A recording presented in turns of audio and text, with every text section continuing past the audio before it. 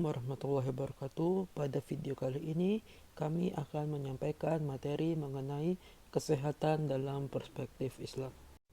Baik teman-teman, Islam sangat menaruh perhatian yang besar terhadap dunia kesehatan, karena kesehatan merupakan modal utama untuk bekerja, beribadah, dan melaksanakan aktivitas lainnya. Anjuran Islam untuk bersih juga menunjukkan obsesi Islam terhadap mewujudkan kesehatan masyarakat. Sebab kebersihan pangkal kesehatan dan kebersihan dipandang sebagai bagian dari iman. Itulah sebabnya ajaran Islam sangat melarang kita untuk hidup mengabaikan kebersihan, seperti buang kotoran dan sampah sembarangan, membuang sampah dan limbah di sungai atau sumur yang airnya tidak mengalir, dan Islam sangat menekankan kesucian atau al-taharah, yaitu kebersihan atau kesucian lahir dan batin. Dengan hidup bersih, maka kesehatan akan semakin terjaga. Selain bersumber dari perut sendiri, penyakit seringkali berasal dari lingkungan yang kotor. Ajaran Islam yang selalu menekankan agar kita setiap orang memakan makanan yang baik dan halal, menunjukkan apresiasi Islam terhadap kesehatan, sebab makanan merupakan salah satu penentu sehat tidaknya seseorang. Baiklah, selanjutnya apa sih yang dimaksud dengan kesehatan itu? Menurut WHO dan Undang-Undang Nomor 36 Tahun 2009 tentang kesehatan, kesehatan adalah keadaan sejahtera dari badan, jiwa, dan sosial yang memungkinkan setiap orang hidup produktif secara sosial dan ekonomis. Pengertian tersebut sangat relevan dalam kehidupan kita sehari, karena apabila kita sehat, maka kita akan bisa hidup produktif baik secara sosial maupun secara ekonomis. Namun, dalam Islam ada beberapa unsur yang dapat dikatakan sebagai sehat. Dalam Islam, dapat dikatakan sehat apabila memenuhi 3 unsur, yaitu kesehatan jasmani, kesehatan rohani, dan kesehatan sosial. Kesehatan jasmani merupakan bentuk dari keseimbangan manusia dengan alam. Kesehatan rohani, di mana ada keseimbangan dan hubungan yang baik secara spiritual antara Khalik atau pencipta yang diwujudkan dari aktivitas makhluk dalam memenuhi semua perintah sang Khalik. Yang terakhir adalah kesehatan sosial, di mana kesehatan yang bersifat psikologis, di mana ada keharmonisan antara sebuah individu dengan individu lain maupun dengan sistem yang berlaku pada sebuah tatanan masyarakat.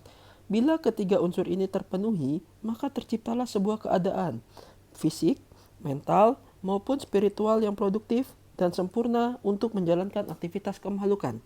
Selanjutnya, ada beberapa cara untuk mewujudkan kesehatan bagi umat muslim. Yang pertama, memelihara kesehatan. Yang kedua, menjaga diri agar penyakit tidak semakin parah. Yang ketiga, menghilangkan hal-hal yang membuat sakit. Kesehatan merupakan salah satu contoh dari takdir mu'alaq. Takdir itu dibagi menjadi 2. Yang pertama ada takdir mu'alaq dan yang kedua ada takdir mubrom. Untuk takdir mu'alaq merupakan ketentuan Allah Subhanahu wa taala yang mengikut sertakan peran manusia di dalamnya, yaitu dalam hal usaha atau ikhtiarnya. Contoh dari takdir mu'alaq yaitu sudah saya jelaskan di awal, kesehatan. Jika seseorang ingin sehat, maka dia harus rajin berolahraga, menjaga lingkungannya, kemudian menjaga pola hidupnya, dan menjaga pola makannya. Kemudian contoh yang lainnya yaitu kepandaian seseorang. Jika seseorang ingin pandai, maka dia harus rajin atau giat dalam belajar dan jangan bermalas-malasan. Kemudian contoh yang lainnya yaitu kemakmuran seseorang. Jika seseorang ingin hidupnya makmur, maka dia harus giat atau rajin dalam bekerja. Harus ulet, kreatif, rajin, kemudian harus pantang menyerah, tetapi juga harus sesuai dengan porsinya. Jangan terus bekerja terus-menerus yang mengakibatkan nantinya tubuhnya akan sakit. Berikut penggalan dari Quran surat Ar-Ra'd ayat 11 yang artinya, sesungguhnya Allah tidak akan mengubah suatu kaum sebelum mereka mengubah keadaan diri mereka sendiri. Terlihat jelas bahwa pada ayat tersebut terdapat kandungan bahwa kita sebagai umat manusia harus berusaha terlebih dahulu, jangan mudah menyerah dengan keadaan. Kemudian selanjutnya yaitu takdir mubrom. Apa itu takdir mubrom?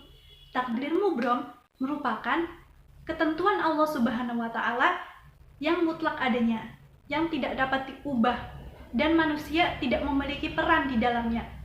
Contoh dari takdir mubrom, apa itu? Yang pertama, contohnya yaitu panjang pendeknya usia manusia.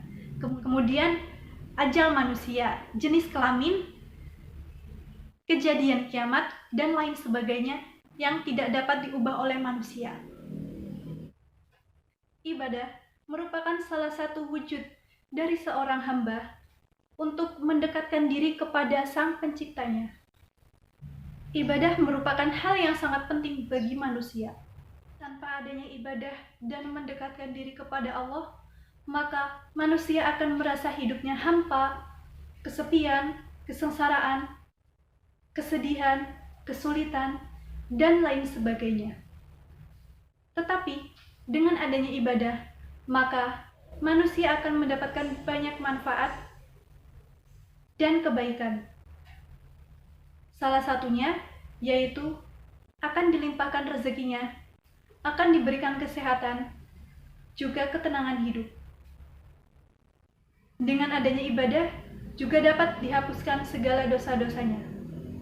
Rajin melaksanakan ibadah sholat dengan benar, maka ia akan selalu diingat oleh Allah Subhanahu wa Ta'ala. Melalui sholat, maka seseorang akan mendapatkan ketenangan jiwa dan ketenangan hati, karena terlindungi dari segala macam cobaan hidup. Tidak hanya itu saja, sholat yang dilakukan dengan khusyuk dan ikhlas, maka kepribadian seseorang akan terbimbing dalam menyikapi berbagai macam persoalan hidup, seperti tidak mudah putus asa ketika merasa gagal. Dengan menjalankan ibadah sholat yang khusyuk, maka pikiran dan perasaannya terlepas dari urusan duniawi yang membuat dirinya terganggu. Jiwanya tenang dan merasa damai dalam hati. Dalam ibadah puasa terkandung makna pengendalian diri dari hawa nafsu. Orang-orang yang tidak dapat mengendalikan dirinya, maka ia akan terus mengejar harta duniawi, sehingga akan menjadi luput dari agama, sehingga akan menjadi orang yang rakus, dan sifat inilah yang perlu dihindari oleh kita semua. Puasa juga menahan lapar dan dahaga, sehingga kita merasakan apa yang dirasakan oleh orang-orang yang di luaran sana yang kekurangan. Maka akan muncul rasa kasih sayang terhadap sesama dan mendorong untuk membantu fakir miskin. Kesehatan dalam Islam dapat dicapai apabila unsur jasmani, rohani, dan sosial terpenuhi. Untuk mewujudkannya, kita dapat menerapkan pola hidup sehat. Dengan cara apa? Yaitu dengan menjaga kebersihan, dengan memelihara kesehatan, jaga diri agar penyakit tidak semakin parah, dan menghilangkan hal-hal yang membuat kita sakit. Hal tersebut merupakan perintah Allah Subhanahu wa Ta'ala yang sudah tertuang dalam ayat-ayat yang ada di dalam Al-Quran, serta menjadi perilaku dari Rasulullah SAW yang tertuang dalam beberapa hadis, sehingga kita sebagai umat muslim wajib menjalankannya secara baik dan benar. Selain kesehatan jasmani, kita juga harus menjaga kesehatan secara rohani. Dengan cara apa? Yaitu dengan cara rajin beribadah seperti sholat, puasa, zakat, dan lain sebagainya yang dapat mendekatkan diri kita kepada Allah Subhanahu wa Ta'ala. Dan juga ketika kita sedang diuji oleh Allah, maka hendaklah kita selalu senantiasa menanamkan sifat sabar, tawakal, ridho, dan berserah diri kepada Allah. Karena Allah tidak akan memberikan cobaan melebihi kemampuan dari hambanya. Demikianlah video ini kami sampaikan kepada teman-teman. Semoga teman-teman dapat menarik hikmah dan manfaat dari video tersebut. Wassalamualaikum warahmatullahi wabarakatuh.